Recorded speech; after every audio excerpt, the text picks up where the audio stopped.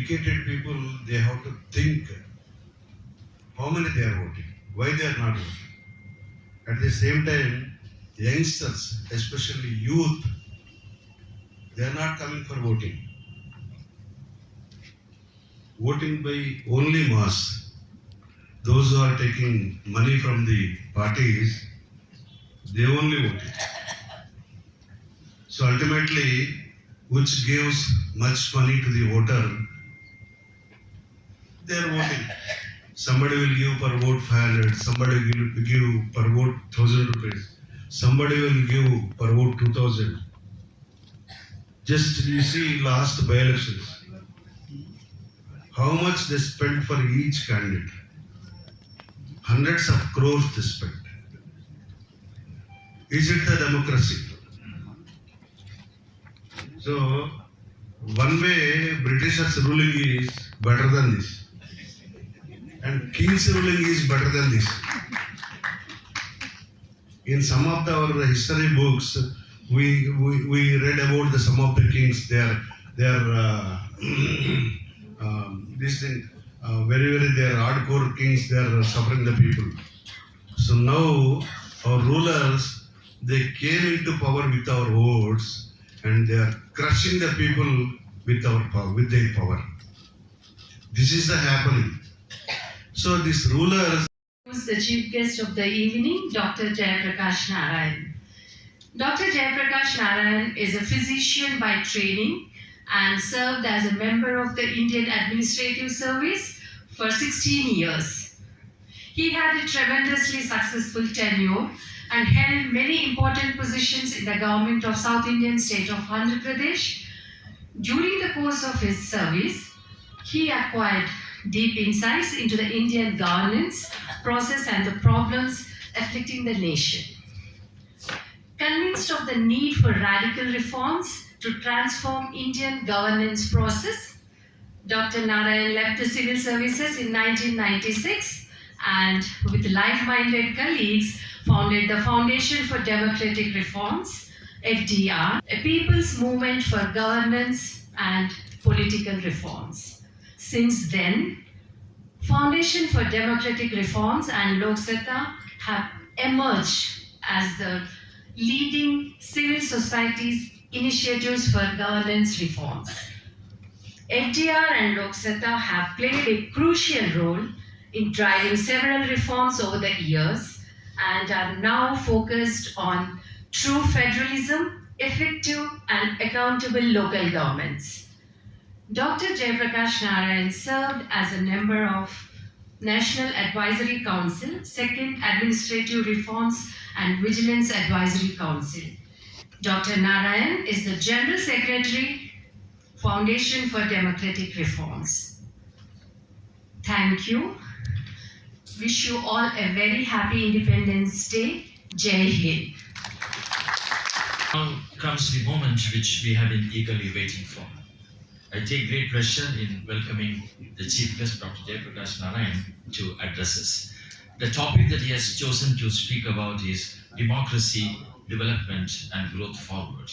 He desires it to be more interactive, and he requests all of you to feel free to ask him questions after he finishes his speech. Over to Dr. Jayaprakash. I have never heard such a beautiful recitation of Pandit Nehru's prescriptive speech. And all from memory. I noticed that he did not look at the paper in front of him. I don't know if many Indians could do that. Thank you, JtMtg, for reminding us of those wonderful, very lofty goals which should inspire us. You may or may not like Pandit Nehru's policies, but the ideals for which he and many of his generation stood and communicated to us are eternal. And today you really uplifted our spirits. I remember one of Pandit Nehru's very important statements. He said, if India wins, who loses? And if India loses, who wins? Very simple proposition. There cannot be individual upliftment without the national greatness, and vice versa. Now, after that very lofty and uplifting recitation, our governor has given us a very rude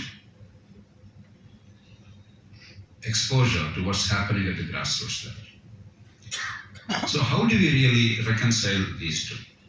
The lofty ideals and sometimes the less than happy occurrences we see every day, what he has described. We witness, we hear about such instances every day in almost every part of the country. So my task is to try and look at the long-term picture. I'm an optimist.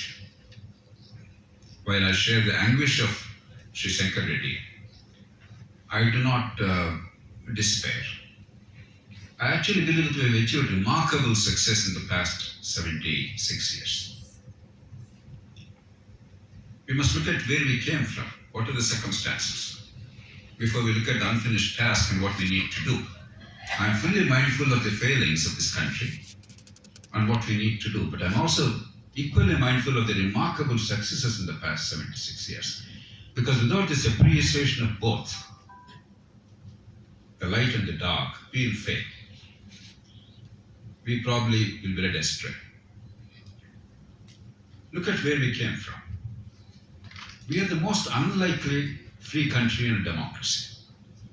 In 1947, almost nobody in the world, global scholars and pundits and observers, almost nobody gave India a chance. Nobody gave us a chance of unity because we are the most diverse society on planet Earth. Caste, region, religion, language. Oftentimes we forget the incredible diversity of language in our country. 22 languages constitutionally recognized. There are countries with 2 languages that could not exist for long, or that faced enormous strife and bloodshed. Look at our neighbor Sri Lanka. A wonderful country, a paradise on earth. Just because they could not reconcile and accommodate Sinhala and Tamil. For 30 years, the kind of strife they have seen is extremely disconcerting.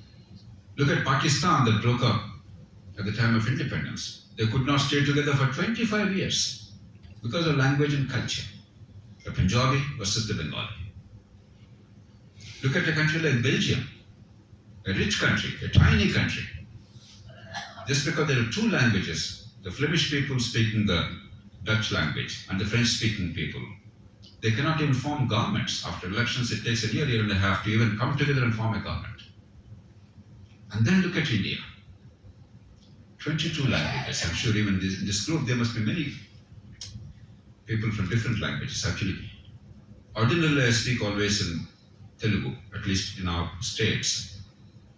But when I realized that there are people who may not follow Telugu, I am now speaking in English.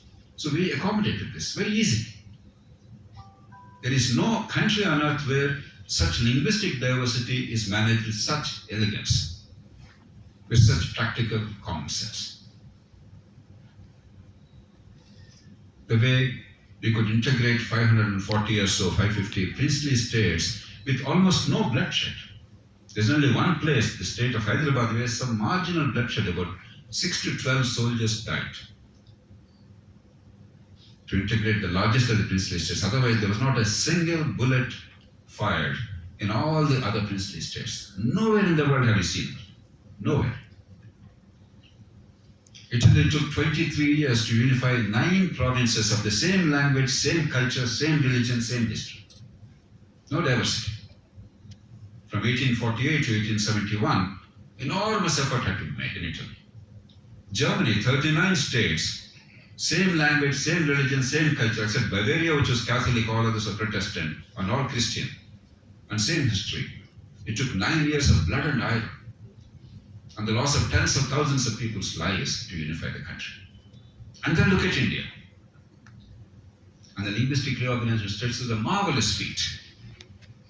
And we, in one of the poorest countries on earth, one of the most illiterate countries on earth, with no democratic experience in the recent past. We had in the glorious past, long ago, democracy or Lichavis and other republics during even Buddha's time were very famous. During Chola's time, the Uttaramira inscription was a great example of democracy at the grassroots level, but that was all about 1,000 years ago or before. Last 1,000 years, we don't no experience of functioning democracy. And we have no literacy. Even today, the real literacy of India is, in my judgment, no more than 25-30%. We are simply hoodwinking ourselves. Considering that, and considering mass poverty, because democracy is not a concept of the poor, it's a concept of the middle classes. We gave ourselves universal franchise, the first nation on earth that gave itself universal franchise. No male, no female, no caste, no region, no religion. Remember, the world's oldest democracy, in the sense of forming a republic under written constitution and separation of powers, the United States, it took a long time from 1776 when they declared freedom to 1920, 144 years, to recognize women as citizens and to give them the right to vote. And even then the blacks were not given the vote. On paper there was a vote. Until the 1960s civil rights movement, they didn't get the real vote. Look at Britain, which started its journey in 1492 with Magna Carta, which is more or less the foundation stone for all the democracies in the modern sense in the world. It took 1928 for women to get the vote. And we started with vote for everybody in the country. Yes, our democracy is flawed. I have been talking about it for the past 30 years ceaselessly. What Mr. Shankar Reddy said is absolutely right. No. If you spend 30-40 crores for an assembly constituency to be a serious candidate, and maybe 150-200 crores for a by-election, as in case of Munugodu and Huzurabad, obviously there are serious challenges, but we'll come to that. But we are having peaceful elections. Nobody can argue that the people of India are voting under the gun. Nobody can argue that the votes are not counted fairly. And there has been peaceful transfer of power, with one exception for a brief span during emergency. When elections are postponed, the terms of the legislatures were extended. But even that mercifully came to an end. We had 3 elections, and the government that resorted to that was brought down by the humble people of this country in a remarkable manner. In about 1,000 kilometers radius from Delhi city, in not a single seat did the then ruling party get elected. So democracy is real, it's incomplete, it's dysfunctional, it's imperfect. All that's true, but it's real. And with all this, while we did very badly in economic management because of our orthodoxy in the first 30-40 years of independence, and we continue to do some silly things even today in terms of economic management, we did achieve some modest economic growth. Not good enough. It was not without economic growth. And our birth rates are now coming down. When I was a kid in medical school, I was terrified, like many others in India, about the population explosion. Today, every single segment of Indian population, in every corner of India, the birth rates are coming down. The fertility rate, the number of women the number of children a woman bears during the reproductive life is coming down. It's now average of 2, which is less than the replacement level of 2.1. Yes, in a few states, we have to do better, but we are doing it. And every single segment, Hindu, Muslim, upper caste, lower caste, north, south, in every single segment, the fertility rates and the birth rates are coming down. We're in the right trajectory. So, while we recognize the problems of India and understand the solutions and fight for them collectively, I want us to recognize the remarkable success of our country. Because if you're unmindful of that, it will lead you to a lot of cynicism and despair. It will give a lot of heat without light. I'm saying this from the bottom of my heart. As one of the staunchest critics of what's happening in the country, my voice probably was the loudest in the past 30 years consistently about what's wrong with our democracy. But never lose sight of the fact that we have done quite a lot. The reason why I'm saying that is not to be triumphalist, not to say we are great, not Bharat Mata Mahan, Mera Bharat Mahan, but to recognize that we can do a lot better. It's not a hopeless situation. Whenever we did the right things, we achieved great results. When we floundered, we did stupid things, we got bad results. Therefore, our actions have consequences. There's no reason to believe that we'll continue to do badly. That's the reason why I went into such detail. I didn't want to go into all that in such detail, but Mr. Shankar Reddy forced me. Because we have to get some balance in this understanding. Now, does it mean that everything is good? Obviously not. But why is it he repeated the assertion, and very valid assertion, that the people are voting mindlessly in the most part? We all know that. They are voting for money. And Telugu states, we don't have to discuss it because we invented this money power in elections. And unfortunately, this terrible practice has now spread to Karnataka, Tamil Nadu, and increasingly Maharashtra, other states, except one or two states. Even the Northeast, some years ago there was a conference in Goa, a national conference, to discuss these issues. I was an invitee, I was listed speaker, and somebody received me at the airport. He happened to be a journalist from Jammu and Kashmir. Just a few months before that, there were elections held in Jammu and Kashmir for the assembly. So I asked him, how was the election? What happened? He said, as usual, sir, so-and-so party gave 500 rupees per vote, so-and-so another party gave 1,000 rupees per vote. I was stunned. I thought Jammu and Kashmir would be different because, Hindu, Muslims, independence, Pakistan, India, Because of those things, I thought the politics would be a little different. I was taken aback. But I was also reassured. Reassured because I thought Jammu and Kashmir would never secede now because politically they became fully mainstream India. And I said that in my public address in Goa. Even Jammu and Northeast, you go to Northeast, in many of the Northeastern states, to become an MP you have to spend 70, 80 crores. They are still not at our level, but 70, 80 crores in Northeast is not a small amount. So this terrible culture is spread across the country. And if that doesn't work, and oftentimes that's not enough, that's only an entry fee. Just because you spend money, you don't guarantee victory. Not spending money almost certainly guarantees defeat. Our system is slightly complicated. You must understand what actually is happening. So without spending that kind of money, in 99 out of 100 cases, you have not paid the entrance fee, therefore you are not a serious contender. That's the way the system works. After that, the people decide, depending on the mood and the context, which party or which candidate will win. If that doesn't work, freebies. We all know. Telangana, in the last 10 days, one after another, suddenly there's a sense of panic about the election and therefore more and more things. The things that the government earlier said were terrible, publicly, repeatedly. Today they're saying we'll do it because we can't afford to lose even 50,000 votes or 100,000 votes. Andhra Pradesh is the master of the individual short-term welfare measures. It's almost reached the pinnacle. And many other states are following suit. We all understand.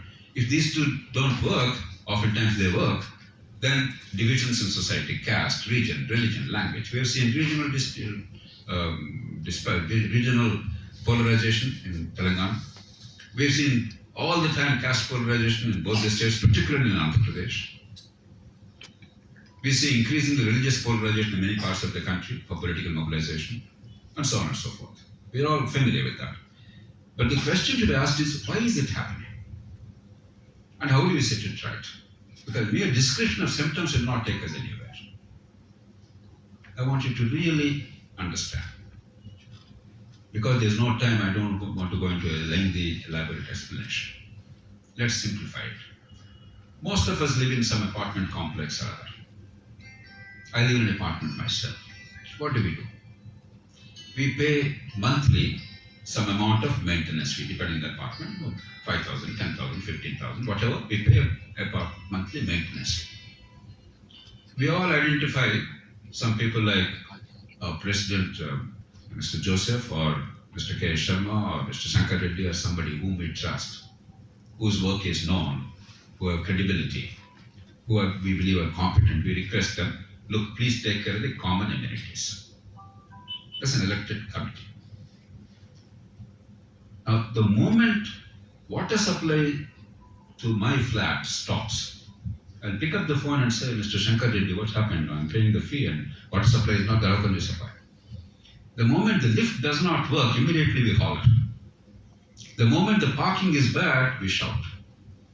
The moment watch and ward is inadequate and people are entering our homes without prior invitation or prior notice, then we get rattled. Because we know why we are paying that maintenance fee. We know why we have chosen our leaders and representatives. It is not about Bharat Mahan. It's about the simple, practical things. In other words, we understand the consequences of our voting. What we expect of it, and when we are fulfilled, we are happy. When our expectations are not met, we are unhappy. We express it instead. And we know why we are paying the maintenance fee. We know what results we should get out of the maintenance fee. If they don't come, we again stand up. Democracy is not in Delhi or Hyderabad or Chennai or Bengaluru. It's a great myth. The greatest mistake we committed was at the initial phase itself, and we now corrected it adequately. We have a flag, we have regular elections, we have the right to vote, and India votes with great gusto. No other country votes with such fanfare, such festive atmosphere, such noise, such joy. No other country. Elections in most other countries are very quiet, tepid affairs, and if you visit those countries, you wouldn't know the election is going on. You only see in the media, but you don't see nothing on the streets. So we are very robust, very noisy about it. But why you are voting, what you are voting for, we have no clue at all. There is a complete disconnection between the vote and consequences to my life personally, to me and to my family. Complete delinking of the taxes I pay and the services I receive. And therefore, democracy simply does not work. World over, local governments, effective local governments, empowered local governments, accountable local governments are the schools for democracy. For a variety of reasons, and there's no time to go into that, we committed a blunder. We relegated them to the directive principles. Then some of the states tried to do something. After Rajasthan, Andhra Pradesh, Maharashtra, Gujarat notably, and Kerala, they have done a pretty decent job. Kerala continues to do that. Most of the states gave up in the 70s.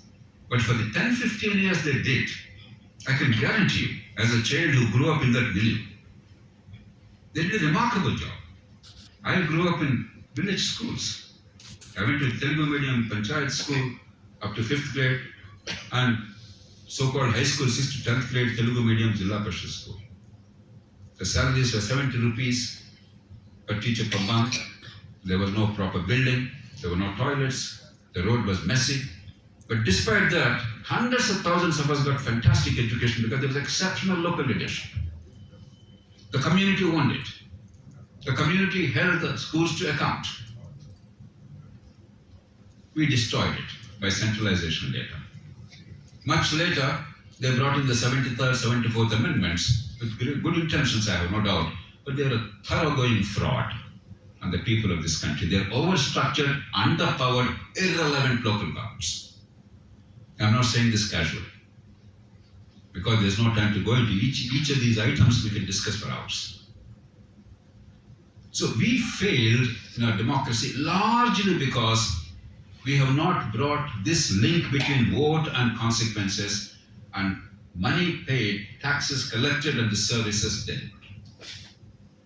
And over time, it's all about anger because we are perpetually angry with every government. The common habit in the country, we vote with great gusto today, some government comes to power. From tomorrow we go onto the streets, Rasta Roko, Istifa De Do, resign. Habitual.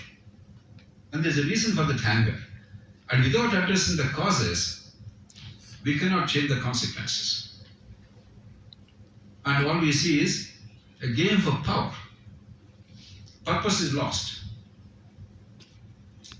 Well, bribery is good, bad, moral, that's one part. I asked him, how much money did you spend in the local elections? Because only about a few months before that he got elected. I asked him, how much did you spend to become sarpanch? It's a very backward village, there's no money. In any case, in panchayats, there's no power. You can't even make money. Unlike assembly or parliament, there's a possibility if you're smart enough and if you have the organization or infrastructure behind you, you can actually make money in multiples. But panchayats in India today, the way they're structured, there's hardly any money there. And in a poor village, backward area, there's no chance at all. At least peri-urban areas, land values going up, this, that, no, you can leverage that. How much did you spend? He said, sir, 10 lakh rupees. I told him, look, you are struggling to settle your children. Right, wrong, immediately, that will come to it later, how to do it. But you need a lakh and a half, you're in trouble. Why would you spend 10 lakhs for this useless position? You know, he gave me the most accurate and graphic explanation. He put both his hands on the head and said, Unmadam, sir, Unmadam. Because in Kannada, the Sanskrit word Unmadam is used habitually. We all know the meaning, but we rarely use Unmadam. We say Picho Elantama. He was absolutely right. There is this madness sweeping across this country. There is a desperation to be recognized without any purpose. And for that, tens of thousands of people are willing to spend monies way beyond their capacity. You go to a village, there are 40, 50 workers in a village who are this party or that party. I'm sure in Bhadrachal, you see that. Many of them, they're very ordinary kids from poor or low middle class families. Most of them don't have their own source of livelihood, at least early on. Later on, some of them may figure out some way of surviving. And yet, deep-seated insecurity. So the only purpose of these elections in most parties, the quest for recognition, a feeling that I'm important, I'm in control. And MLAs are no different, I can assure you. Umpteen number of times, ministers used to come to me in the assembly and say, sir, will you say something about this? I said, I used to tell them, you're the minister. Under our constitution, you're the president, you're the chief of the department, you're the government. Within the bounds of the constitution, once you believe it's right, just go ahead and do it. Why do you want to ask me or somebody else to say something? He said, sir, who will bother about me? If you at least speak in the assembly, there's a chance that the CM will listen and the media will listen, something may happen. We think that they're very powerful. Actually, let me reveal a secret. There is zero power. It's a myth. In the assembly, nobody cares for their voice. And they have no choice but to raise their hands in any case. Whatever be the thing, thanks to the unwise, transgender to the constitution, so-called anti-defection law, the way it's structured, you have completely throttled the voices of legislators. They become slaves of the party bosses. So what do? They become the kings of the constituency. In Bhadrachalam, now I'm the king. Therefore, transfers, postings, police cases, land, mining, sand, everything I control. Petty contracts. That's not what they intended. That's not their legal power. We have completely distorted the constitutional scheme everywhere. We only have one provision where the constitution is implemented. Two provisions. One, election shall be held, and the representative, whoever gets the most number of MLAs or MPs forms the government. That we are following. Whether you buy the MLAs, you sell whatever, but somehow that we are following. Two, there cannot be a gap of more than 179 days between two sessions of the Assembly of Parliament. Religiously, we have, on 178th day, we have one more day, and it closes tomorrow. That's about it. Nothing else. Our democracy is not delivering us because we fail to institutionalize democracy. We only have two elements of democracy, namely vote and shout. And we are good at both. We vote with gusto, we shout with gusto. Our Rasta Rokos and our Hattas, our buns and our fasts like Mr. Shankar Reddy has indulged in. No other country does so many protests, million mutinies every day, everywhere in the country. But nothing else. What it means is that if you do the right things, you can make our democracy work. Let me come to the third part of my presentation. What are the three things that are wrong? Not going to change Indian elections. I'm a great optimist, so when I'm saying that, I think people should take it seriously. I'm not one of those people, oh, India is all finished, such a nothing like that. India will be salvaged. I have absolutely no doubt about it. But not without serious understanding and doing the right things. Blind faith will not do any good. Whichever God you believe in, as you know, the Telugu proverb says, Gallo Deepam Petti, Devuda Devuda ani cheppante em upayogam. So miracles don't happen, you have to make them happen. So three central issues. One, electoral system needs to be changed. As long as there is this incentive to buy the vote to become an MLA and exercise disguised illegitimate executive authority and convert that into money. Therefore, money gives power, power gives money in turn. Once the cycle of that kind is complete, then the democracy is in deep, deep danger. We are now in that situation. You cannot set it right by speeches. You cannot set it right by election commission. It's a myth. Election commission job is to conduct elections. They can't go into the political culture and what happens behind the ballot box. Our notion that is the problem from Supreme Court to ordinary citizen, we harbor many silly, foolish notions because our education is so incredibly flawed, there is no logical frame. The Supreme Court thinks the problem of India is election commission appointment. Rubbish. Elections have been held remarkably well in this country. Governments change regularly. Peaceful transfer of power takes place, irrespective of who is the election commissioner. That's not our problem. The problem is the nature of politics, now combined with the electoral system. The system we have is the first past the post system. One more vote you win, one less vote you lose. It's a winner-take-all system. For our conditions, with our evolution of political culture, it's a disaster. There's an incentive now for the candidates who want to acquire this illegitimate executive authority as MLAs to give money recklessly, stupidly, foolishly in a poor country spending 30 crores, 40 crores, 200 crores, 300 crores for their by-election. Unthinkable. It's insane.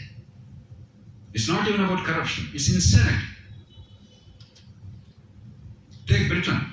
The total expenditure incurred by the two major parties, Conservative and Labour, in 2019 parliamentary election, in 650 parliamentary seats, 1,300 candidates, the total expenditure of the parties and the candidates was less than one by-election cost in Telangana. By-election cost in Telangana. What's happening in India is insane, unsustainable. It cannot change by speeches. It's too far gone because if a party or a candidate now says, I will not distribute money, except an exceptional person because of certain local circumstances. I'm saying that for completion's sake. Maybe 1 out of 1,000 in the whole country. All other candidates will lose their deposits. When we come to that stage, the problem is systemic. You must change the electoral system so that this vote buying doesn't give an advantage to anybody. One way is proportional representation.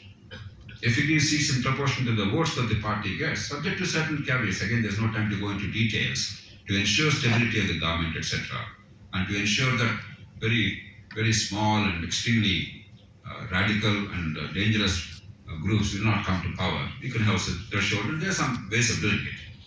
Then the incentive is altered. It's no longer about buying the vote for a candidate.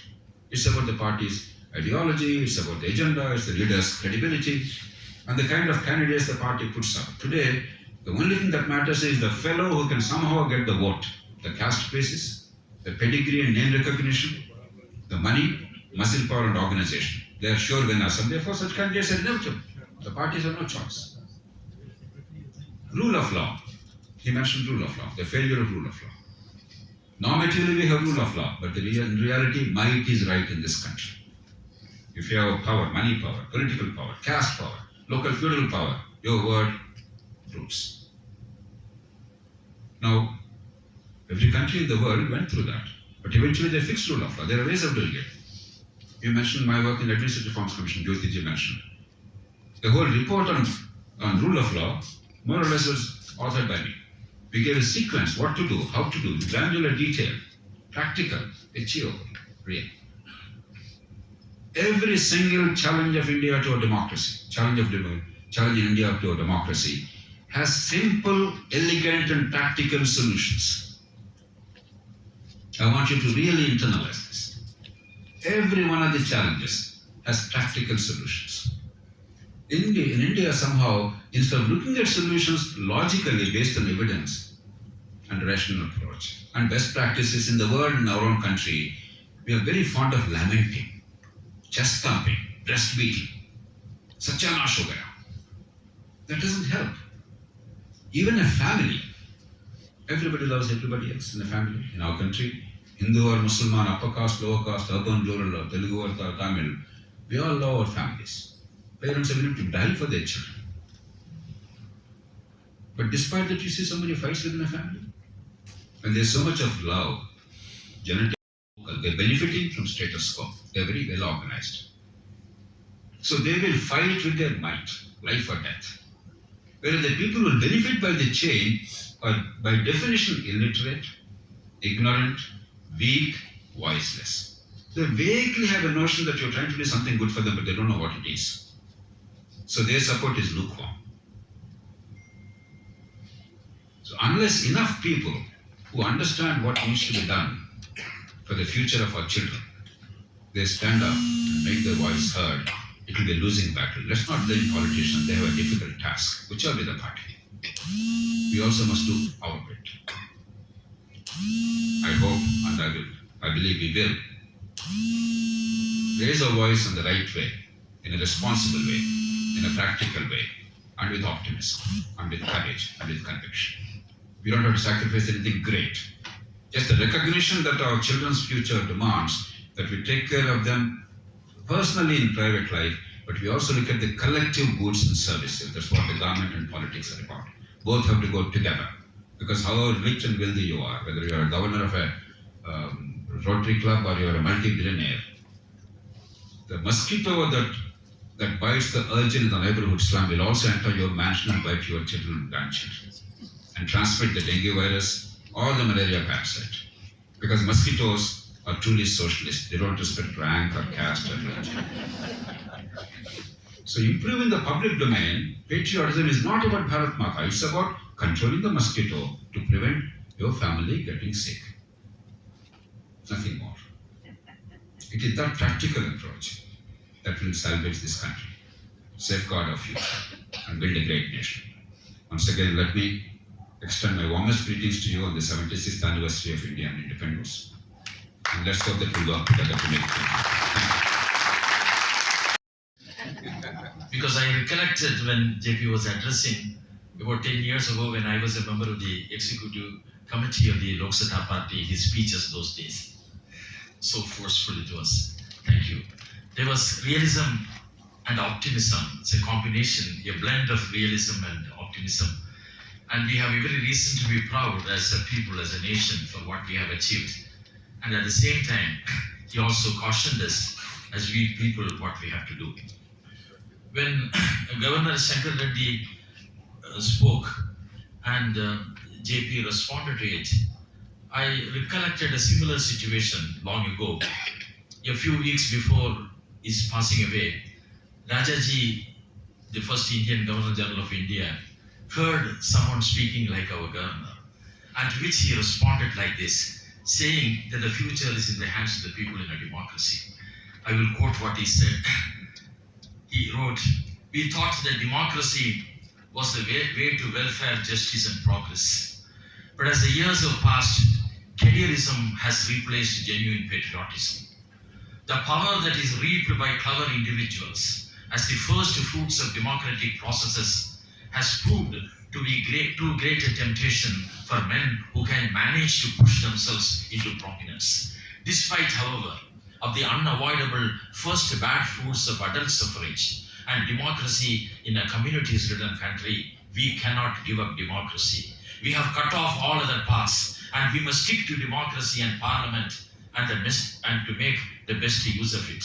The voice of wisdom should not lose patience or allow itself to be throttled, but must persevere in spite of every difficulty to educate the lovers of power and remind them of their duties by the people." Unquote. The next is Secretary's announcements. The next meeting of the Rotary Club of Hyderabad will be held on the 26th August, which will be a family get-together. I invite Rotarian President Ramraj of the Rotary Club of Hyderabad's Centennial to propose the vote of thanks. And I request all the presidents to stay back and to collect the certificates from the governor for having participated in this.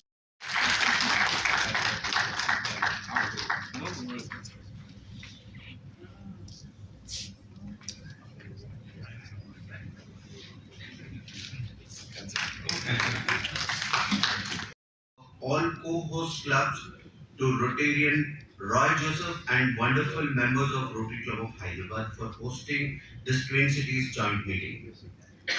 We thank all the Rotary members who spared their valuable time to attend this meeting. We thank the school children for their wonderful performances. We thank Dr. Jaiprakash Narayan and Rotarian Shankar Reddy Garu for accepting our invitation and their presence enlightened the august gathering with their wonderful social messages, which was truly mesmerizing and made us our own nation. We thank Rotarian Ekambar Reddy Garu for arranging this lovely venue. We thank Jarring Boys Rotarian Sharma Garu for being MC for this program. We thank one and all from the bottom of our hearts. Before leaving, I would like to recite one poem of a great leader, Vajpayee ji.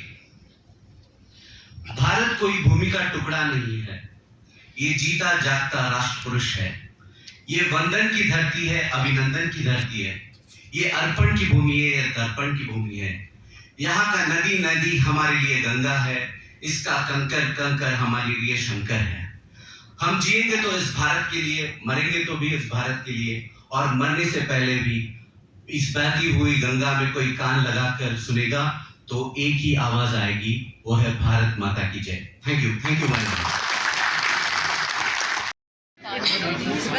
That was a nice one. One picture with all the ladies. I also request Rotarians and Rotary Club.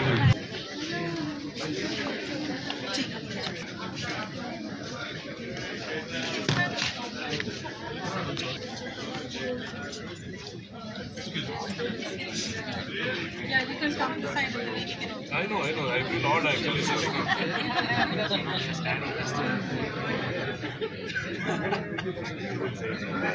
Madam, we put us.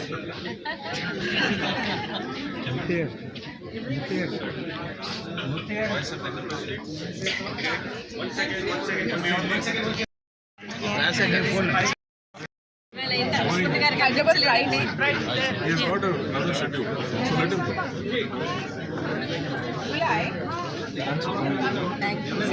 Get some sales. Hello. Nargisa here.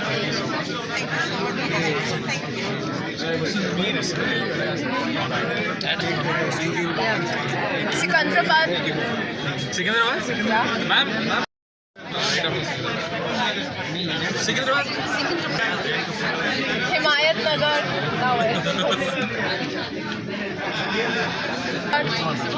Like this should be done. Why not take it from the bottom? Hyderabad Deccan. Deccan? So thanks for coming.